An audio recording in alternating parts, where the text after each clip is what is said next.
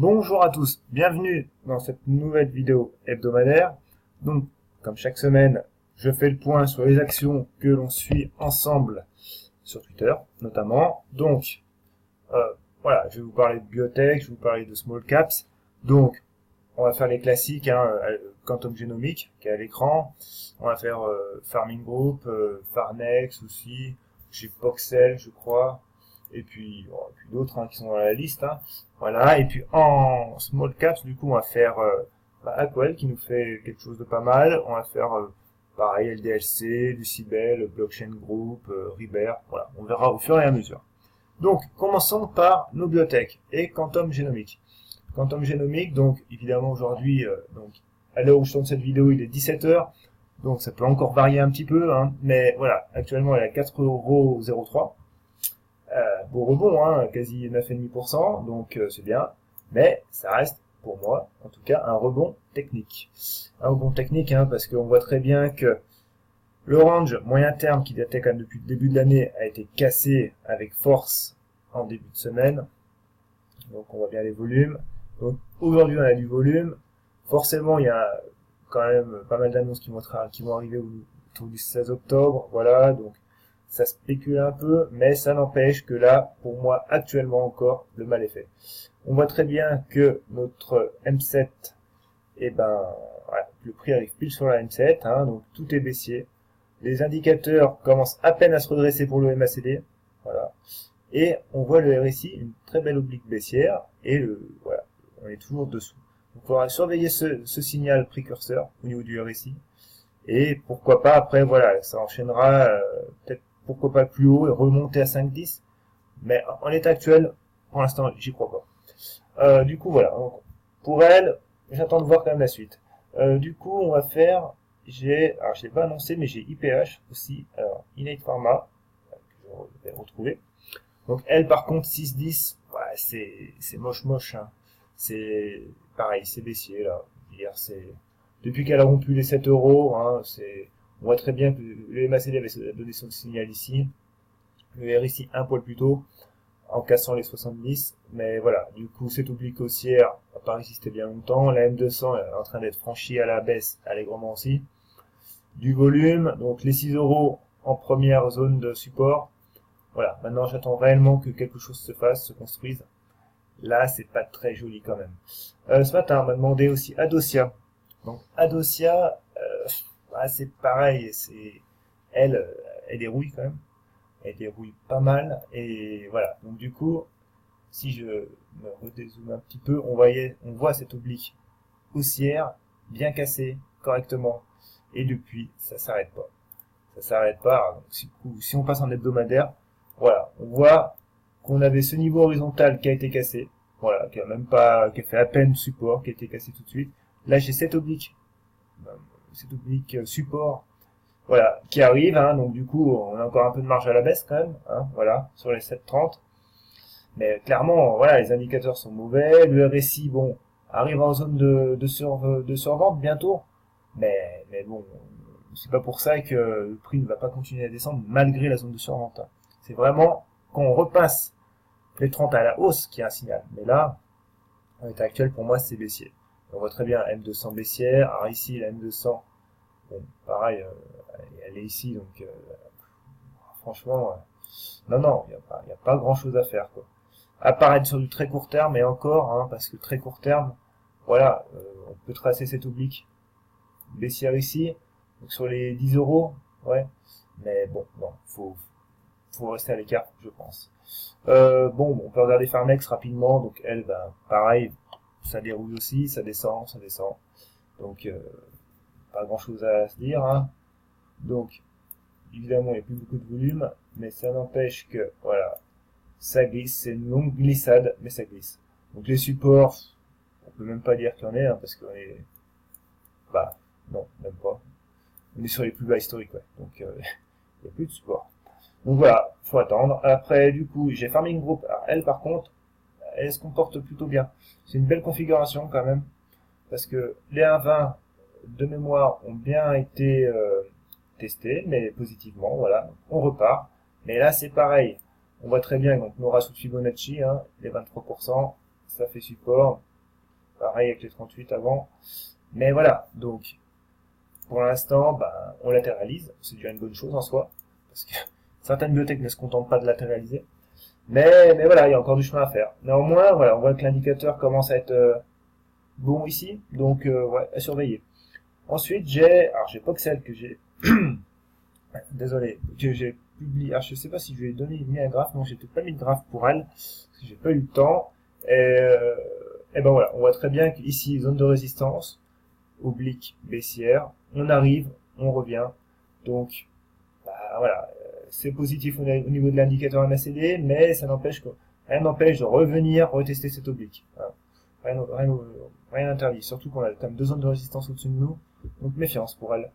Ensuite, j'ai qu'est-ce que j'ai d'autre alors, Pixium Vision, tiens. Pixium Vision, c'est pas très joli non plus. C'est pas très joli du tout même. Voilà, donc ça rebondit aujourd'hui, hein. Bah hier ça a rebondi. Mais c'est pareil quoi, je veux dire, casser des biseaux des biseaux descendants par le bas, ça démontre quand même une certaine pression quoi. Donc pas grand chose à dire, hein. Bon, on l'a surveillé au printemps, hein, je pense que hein, dans cette zone là, mais ça l'a pas fait. Oko Design, alors Oko Design, c'est pareil, elle, très très peu de volume, mais vraiment ridicule le volume. Donc voilà, les 6,50 pour l'instant tiennent, voilà, très bien. On essaye de construire, bon, pour l'instant elle analyse. Le MACD commence à se rétablir, donc c'est bien. Maintenant, bah, pour reviser les 7,40, bah, voilà, faut un peu plus de pêche, hein. Mais ça n'empêche que, voilà, ici, 7,40 me fait mal aussi quand même. Donc j'attends de voir. Puis les bandes de Bollinger, pour l'instant, sont pas en phase de contraction. Donc les 6 euros sont pas impossibles non plus. Donc elles, je reste clairement à l'écart. Donc voilà pour les biotech. Maintenant, on va passer aux small caps. Donc les small caps, on va commencer par Aquel. Aquel, donc belle valeur en shortlist. Alors la shortlist cette semaine, je fais une petite parenthèse, je ne sais pas si je vais avoir le temps de la mettre à jour, parce que c'est vrai que ça me prend quand même du temps et qu'en ce moment, je suis un peu charrette quand même. Donc voilà, je me mettrai un message au cas où si je la mets pas à jour. Mais Aquel en tout cas est à tenir. Voilà. Tout ça pour dire que voilà, les 15,60, 15,70, on s'est fait peur quand même avec la M200 et la cassure de l'oblique là, mais on a bien rebondi. Donc maintenant, c'est ce range. Voilà. Vraiment le range entre les 18,60 et 15,60. Voilà. Au milieu. Et voilà, si on arrive à tenir cette zone là, des 16,80, clairement, on est pas mal. On est pas mal pour viser justement un breakout plus moyen terme au niveau des 18,50. Donc c'est pas mal.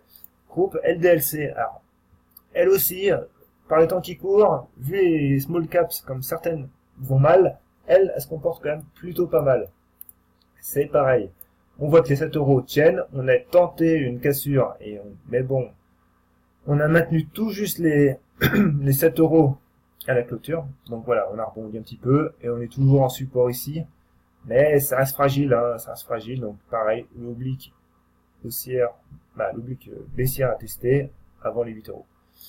Mais 7 euros à tenir, autrement on rejoindra cette oblique haussière ici, voire la M200 peut-être avant, mais et là, là voilà, c'est sur les 6,30 quoi. Donc à se méfier. Bon, Enertime. Alors Enertime, je l'ai enlevé de ma shortlist parce qu'elle avait cassé les niveaux et les 1,05. Et puis on voit que là, elle a cassé, elle s'en reprend. Pour l'instant, elle est en mode pullback, on va dire. Rebond technique sous le support anciennement cassé, devenu actuellement résistance. Donc voilà, elle, je me méfie. Hein. Franchement, la pression pour le RSI est sous 50, donc la pression, le camp, on va dire, reste plutôt vendeur. Donc pareil, je me méfie à ce niveau-là. Ensuite, Claranova, je l'ai peut-être pas annoncé, je sais plus. Mais voilà, on va faire Claranova. Claranova, alors elle c'est pareil, elle nous a cassé son bas de range, elle essaye de le rétablir, mais c'est pareil, c'est une pente qui est pas ascendante. Les plus hauts sont de plus en plus bas, les plus bas sont de plus en plus bas. On peut même, pourquoi pas, j'ai l'impression, tracer un petit canal. Alors voilà, en prenant un petit canal un petit peu tracé rapidement, mais voilà, donc c'est pas très joli, quoi. Donc, avant tout ça, ben, voilà, il y a ce niveau-là à reprendre, hein, des 7,40 là, qui est pas top. Ensuite, j'ai, alors, blockchain Group. Donc, elle, pareil, les 0,25, ça tient, ça rebondit un petit peu, mais clairement, les 0,30, 0,29 sont de nouveau là, en résistance. Donc, au milieu, ben, on va dire qu'elle latéralise. Voilà, elle latéralise. Bon, le MACD est pas mal orienté, donc, mais voilà, il va falloir un petit peu plus de pêche que ça pour franchir les 0,30, hein, quand même. Mais au milieu, tant qu'elle tient les 0,25, ben, ma foi, hein, elle latéralise, c'est neutre.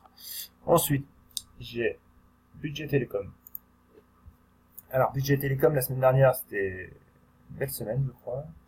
Par contre, cette semaine, ah, ou peut-être même en début de semaine, je sais plus trop. Peut-être plutôt en début de semaine. Ouais, 4 octobre, non, ouais. Et bon, on voit très bien que voilà, les 4,60 sont de résistance, voilà, ça l'a démontré. Par contre, ici, on reste toujours en support autour des 4,20, 4,25. Pareil, avec la M200 ici, donc on est dans une zone un peu pivot à tenir. Voilà, pareil. Ensuite, j'ai River. River, elle, par contre, pareil, c'est un petit peu, on va dire, affaissé.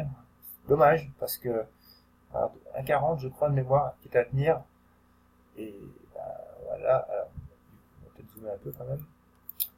Alors, bon, les ratios de Fibonacci, on peut les enlever. On voit très bien, hein, par étage.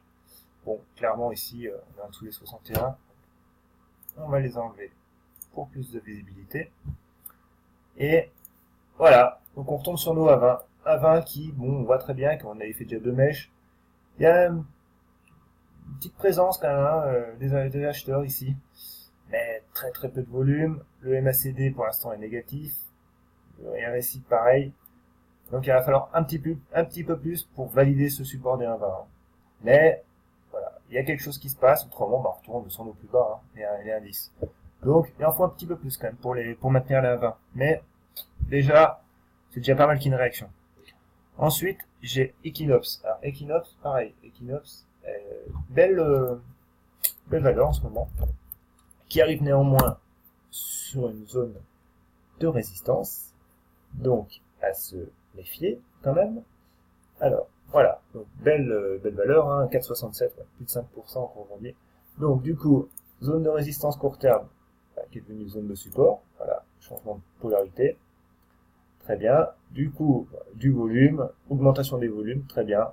Bon, le RSI forcément surchauffe un peu, hein, mais bon, pour l'instant, il faudra guetter le passage en dessous des 70, qui nous donnera un signal de vente. Pour l'instant, ça continue.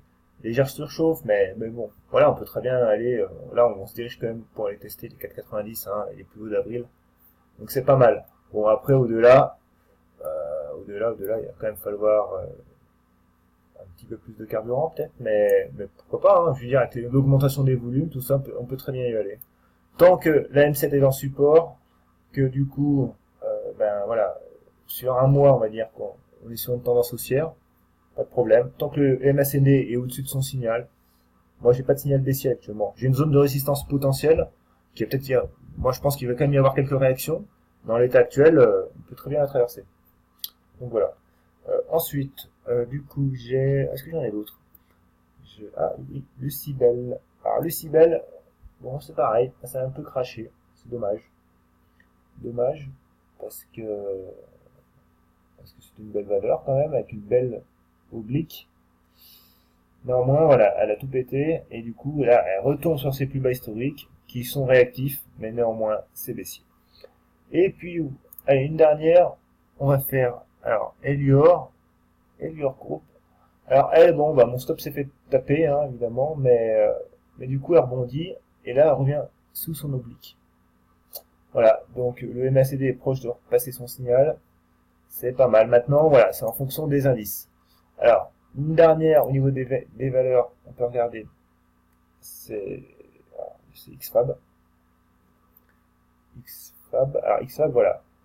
J'avais épaule, tête, épaule. Bon, l'épaule, ici, ça n'a pas fait. Donc maintenant, on est là. Par contre, voilà, on revient ici sous les 4 euros, 4,10 €. Et j'ai un peu peur que ça bloque. Bon, il y a du volume, évidemment, un petit peu là, mais bon, pareil, l'indicateur n'est pas encore prêt de se retourner, mais quasi.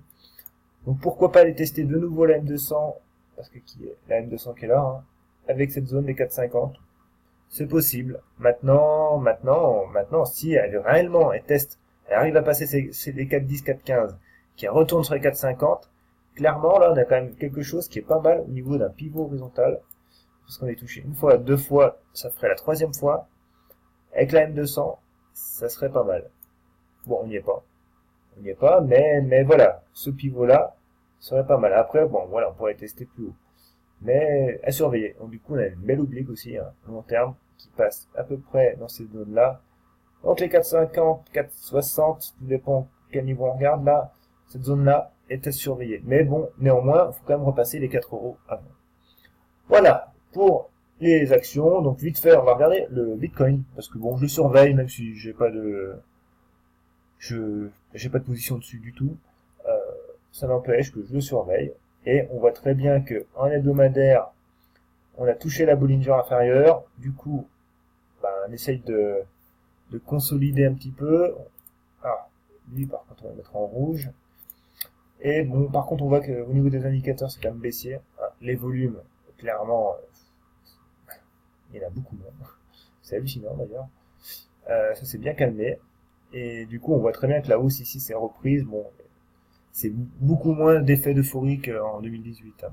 Donc c'est pour ça que le mouvement est peut-être plus sain en soi. Maintenant, voilà, il faudrait qu'on tienne quand même cette zone des 7600, 7500 pour refaire une tasse avec anse, quoi, une figure tasse avec anse. Parce qu'évidemment, là je suis en échelle linéaire. Si je me mets en échelle logarithmique, alors du coup, si je me mets en échelle logarithmique, on voit très bien que la baisse actuellement, alors putain, par contre, c'est un peu violent. Est-ce que je vais y arriver? Pas dit que j'y arrive. Bon, on voit très bien que, voilà, si on va faire comme ça, la hausse, hein, on est toujours linéaire, donc là on a une tasse avec anse, donc forcément le pivot est à surveiller. Ah, je vais me remettre en échelle linéaire, autrement je ne vais pas m'en sortir. Voilà, donc en hebdomadaire, voilà, faut tenir cette zone des 7300, 7500, c'est important. Et du coup, en journalier, pour l'instant, rien n'est fait. On voit très bien que la M200 bloque encore. Donc, on est en train de construire cette zone là, maintenant. Pourquoi pas après aller retester. Déjà, on aura cette zone de résistance là aussi à traverser au passage. Mais c'est oblique, baissière ici. Voilà. Mais pour l'instant, rien n'est fait. La M200 peut très bien nous refouler une nouvelle fois sur les 7500, 7550. Voilà. C'est pas impossible du tout. Voilà. Du coup, pour cette semaine, donc, si vous avez aimé, n'hésitez pas à vous abonner, à commenter si vous avez des questions, des remarques, n'hésitez pas. Et moi, je vous dis, alors, peut-être à la semaine prochaine, je sais pas, parce que vu en ce moment, côté vie privée, on va dire, j'ai pas mal de choses à réaliser, notamment l'achat de ma maison. Je suis pas certain de pouvoir, pendant 2-3 semaines qui suivent, là, pouvoir faire les vidéos. Mais néanmoins, je vous tiendrai au courant sur Twitter. Donc, passez un bon week-end et à la prochaine.